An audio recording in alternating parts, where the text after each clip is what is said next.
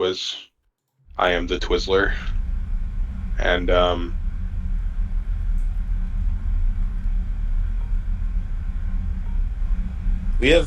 think we have better radars than him, right?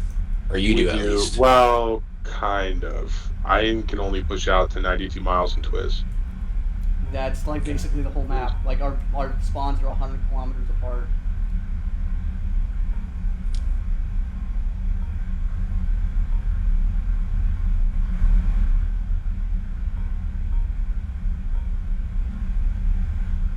Yeah, once the I don't think they should this update, but later on once they add like more like AIM-120C5 to the F-16C, I think they should add AIM-120As to the ADF and all the older aircraft that had them.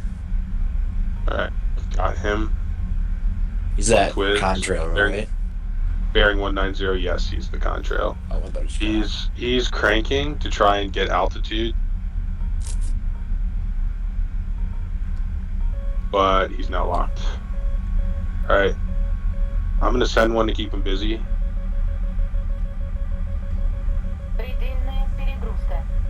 And he's gonna go cold and make it go stupid. Alright, I'm gonna continue to push. Same. So fuckers. Hello. That's my buddy. Yeah. You guys aren't fuckers, just so we're sorry. That's okay, I am a fucker. Alright. We'll launch it again. He's flying towards us now, right? Oh, no, that's Yeah, the, but he's got me I can't get a lock right he's now. got me tracked. It's not letting me lock for some reason. He's launched on me. He's gonna have to. I mean, I've got him 0 to. Oh, he broke lock. All right, I'm cranking. You need to start firing at him. Launched.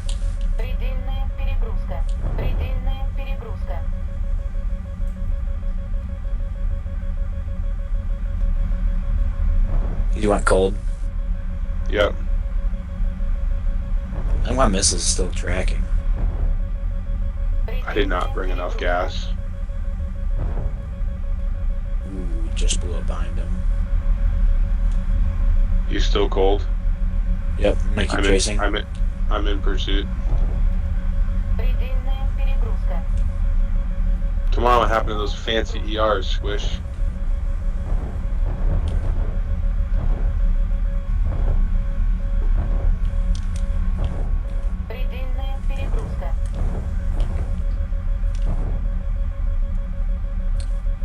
We're kind of merged. Missile on you. Missile on him. This hits.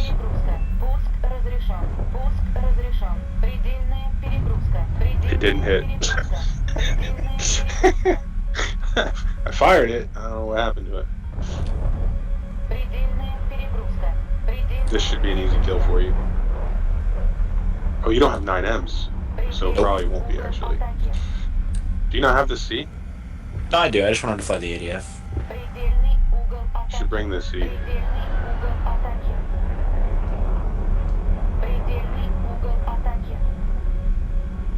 Oh, gorilla pull. Gorilla pull. Oh, so close. Manual control. Manual control. For the love of God. For the love of God. Flare, he's gonna launch 27 or 73 at you. Oh God. This is. Oh my God. You're so. That's That is such horseshit. Welcome back to the WarThunder. We're here to show you how to do the Beyond Visual Range combat. We're going to show you the future of WarThunder, the way that it is supposed to be. We're going to show you what the modern 21st century aerial combat is actually like in the simulator mode. You see, we fire the missile and then we turn to the left. And then once we lose the lock, we turn around and we fire the missile again and then we turn to the right. It is just like the NASCAR. It's So simple. Welcome back to Beer Thunder, where we're doing the thing that I said that we were going to do. We're doing the play testing, at least in the first preemptive part of scaling it up. Now, I have like 4.5 hours of footage to maybe 6 or 7 hours of footage to go through. So if your best BVR duel did not make it into the footage, it's not really because I'm like cherry picking. It's just there's too much shit to pick, and I liked the map with the volcano on it better. And I don't think it really undermines the gameplay footage. But if you want to be petty and be like, oh, I actually won more often than I lost, I actually don't care. I didn't actually keep track. Anyways, there is a perception within, especially within the sim community, that like BVR is hard. It actually like kind of isn't. It's pretty simple. And where the complexity comes from, and where I think the complexity is going to come from in the future with no multipathing, reduced multipathing, 60-meter multipathing, or we all just play on Denmark where it doesn't matter, is the complexity of dealing with more than one opponent at a time. Now, in Sim, you don't really get good indications of whether or not you've defeated radar missiles, and this means that on the defense, you might find yourself running out of countermeasures more often than you would like. Even in the 2v2s that we have done, it's not the rule to run out of countermeasures, but it is kind of the rule that if all 4 players kind of do the things that they're supposed to do, you're going to run pretty low. It's also kind of a rule so far that if you're 2 versus 1, getting that first kill is more important than kind of anything else. If you can reduce the odds to a 2v1, that is a pretty good thing to do. Now, the thing that we're doing, and is a little bit different than Sim, is we're not using respawn, so some of the motivation, so to speak, to play it more safe just doesn't exist. Like, we are playing as a single spawn mode. I like that better because what I'm doing is I'm trialing potential custom game modes, things we would like to see in the future, just trying to experiment with what's going on, and just to get legs under this the BVR playstyle and kind of understand what are the strengths and the weaknesses of all of the planes. Like, does the meta really change because we're going to fight at high altitude as opposed to low altitude? And I think the answer so far is it's surprising to me, because I thought the R27ER would be kind of blatantly overpowered, and in the initial testing it kind of is. I think 2 SU-27s against 2 whatever the rest is in the game right now, I think the SU-27s win it. But at the same time, the margins are pretty close. And the reason that the margins are pretty close can be laid up so far to the fact that the radars on the SU-27, the radars on the MiG-29, and even the MiG-29 SMT are kind of mid. The SMT radar is really good, but it's also nothing worth writing home about after you factor in the fact that the flight model sucks, and you factor in the fact that you can only carry 2 R27ERs. So overall, it's kind of a wash so far. We need to play this more. At the same time, it's not hard to learn this. It's really kind of pretty simple. You find the guy on the radar screen, you get pulse Doppler head-on mode, seems to be more effective for the SU-27, and you shoot radar missiles, you turn left to right, sometimes you swing back across, shoot radar missiles again. It's pretty goddamn straightforward. This stuff is not all that hard to at least learn the fundamentals of. Now, learning the ability to blink or breathe or go forward, backward, turn cold, or how cold to turn, and how to work in a 2-person team, that does take some time. That's why in the first video I just showed you kind of like what my server is like, so that when people show up they're not completely off-put of us all being over-the-top assholes. So what have we learned in the short term, in our kind of, I would say, preliminary playtesting of true BVR combat at scale? Which this is the smallest scale beyond the 1 versus 1. This is probably twice as much as you're going to see in any other video as far as simulator is concerned. And the short-term answer is we haven't learned everything. We don't know exactly the strategies. We don't know exactly whether or not the SU-27 or the F-15 or the F-16 and all of that stuff. We haven't really been able to conclude what is clearly the best, because to my surprise it is kind of a wash. And the reason that it's a wash is not because of the R27ER, even without multipathing. The thing that will throw you off is the fact that the radar on the Su-27, both versions, because they have basically the same radar on the dev server, is the time to reacquire a target after going defensive, after losing a lock, is around 8 seconds. And that 8 seconds, if the other guy in the F-15 is able to reacquire the target sooner, which he should be able to because of the narrower radar search modes and the higher bar limit, so the higher vertical limit means that the F-15 should reacquire faster. The differences between the AIM-7F and the R-27ER are not necessarily as black and white as you think they might be. At the same time, though, if you are able to get the R-27ER first against the F-15, then it's kind of guaranteed to send them on the defensive, and it's guaranteed to send pretty much any plane in the game on the defensive. But so far in the 2 versus 2 scenario, if the Su-27 seems to get a little bit scared with the R-27ER, if the guys on the opposite team are able to discern who is being targeted by who and to react accordingly, it means that another guy can sneak up into your zone and force you defensive. And once the 27 and anything with a bad radar is on the defensive, it really becomes anyone's game and kind of becomes a crapshoot.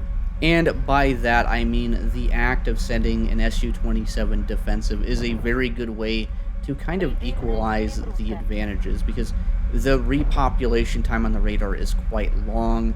If the other guy already has you on lockdown the whole entire time and he shoots an AIM-7F, the advantages of the R-27ER can be minimized. But this is really only the case so far with the 2v2. In the 1v1, the Su-27 has a pretty decisive advantage in the form of the R-27ER. You're able to shoot sooner, you're able to shoot further, you're able to shoot with a higher probability of kill.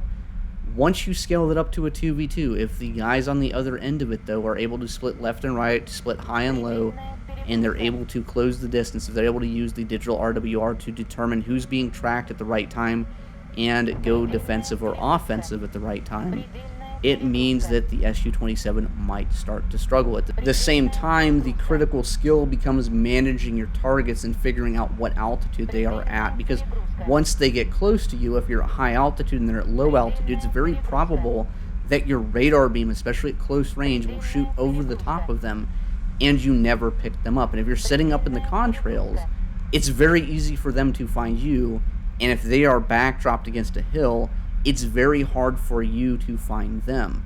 So for something like the Su-27 or something like Soviet planes with bad radars, it's almost immediately the best strategy to, instead of forcing a 2v2 where you work together, instead forcing more or less what amounts to 2 separate 1v1s where you basically use your R-27ERs to commit as hard as possible and send the correct guy on the defensive almost immediately. Just the act of being forced defensive and being forced to work through an 8-second radar refresh period to potentially pick up another guy on the radar means that the NATO radars are potentially much more effective at this style of gameplay. For instance, a lot of the modern NATO radars, the JAS-39 radar, the F-15A radar, the F-16C radar, they have the ability to narrow the search zone horizontally, but also increase it vertically, which means that as you're doing your turn to recommit, you have the potential to be able to pick up the enemy player much sooner than the guy that's waiting 8 seconds in his analog bullshit Su-27 radar to maybe potentially pick you up. So what does this mean for our potential future BVR meta? Well, I think it means that we're going to see a lot more of the same in the next patch. I think the NATO radars are significantly ahead of the capabilities of the Su-27, the Su-27 SM radars, because they're identical at this point. And the only competitive radar is the MiG-29 SMT, and that is due to potentially get a nerf from a 90-degree left and right field of view down to an 80-degree. So if you decide to play the red side, if you decide to play the USSR side, you're going to either be forced to take a good radar with a bad airframe or take a reasonably decent airframe with a bad radar. However, so far this is all pretty speculative. I am making the assumption that Gaijin is taking steps to reduce multipathing. The code is already there. They have the ability to do it. There is a community outreach to get it done, but that doesn't necessarily mean that's going to happen anytime soon. However, if it does happen, and I think that it will, I think we're going to see the potential of the NATO side becoming even more dominant in Air Sim EC, which that is fine by me, because this patch, if the things happen that I think will happen, I am going to become almost exclusively an F-15C player. I have reached the point where I've spent so much time with the Su-27 flight model, I've spent so much time with the MiG-29 flight model, that after 6 months of basically more or less forcing myself to play the negative side, that I just don't want to do it anymore. I don't really care if me switching to the American side contributes to the ultimate death of top-tier sim AC as even a semi-viable game mode. Now, part of this is just exhaustion with playing Su-27 for so much for a whole entire patch, so I kind of just don't want to deal with the flight model anymore. And the other part is that I'm just kind of exhausted dealing with the sim community. I'm exhausted with the whole theoretical aspect of gameplay that really never materializes.